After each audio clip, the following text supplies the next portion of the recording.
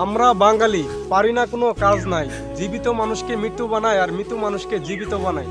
ঠিক এরকমই অনেক ভিডিও কিংবা অনেক কাজই আমরা করে থাকি, যা আমরা সোশ্যাল মিডিয়ার মাধ্যমেই বুঝতে পারি।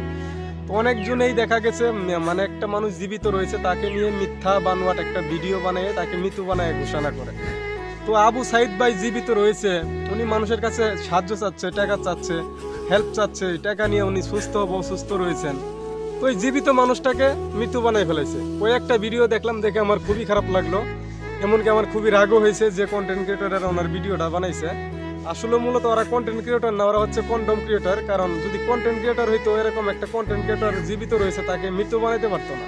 শুধু তারই না, আরও বাংলাদেশের আরও ভালো যারা ভালো পর্যায়ে লোক রয়েছে তাদের কোনো একটা অসুস্থর খবর পাইছে, অসুস্থ মানুষকে মানে মৃত্যু বানিয়ে ফেলাইছে, মানে আহতরে নিহত বানাই ফেলা।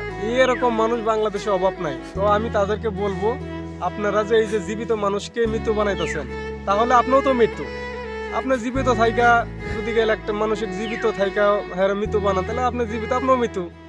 তাহলে এই মরা মানুষের পার্টগুলো ভাই বাদ দেন, ভালো ভিডিও শ্যুট করেন, মানুষের সাপোর্টও পাবেন, মানুষের ভালোবাসাও পাবেন।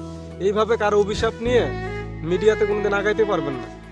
তো এই ভিডিও করাগুলো বাদ দেন, এগুলো একদমই ফাউল, এগুলো কোনো পড়ে না। একটা জীবিত মানুষকে আপনি মৃত্যু বানায় ভিডিও বানাই দিলেন, আর এখানে মানুষ সাপোর্ট পাচ্ছেন, কারণ মানুষজন হঠাৎ করে দেখে একটা প্রিয়জন চলে গেছে, তখন সেই ভিডিও তারা দেখে সাপোর্ট করে। কিন্তু যখন জানতে পারে সে আসলেই মরে নাই, জীবিত আছে, তখন তো মনে মনে আপনাদের ঠিকই গালি দেয়। আপনাদের রিকোয়েস্ট করবো, এইসব কাজ বাদ দিয়ে ভালো কাজ করুন, তাহলে সফলতা অর্জন করতে পারবেন।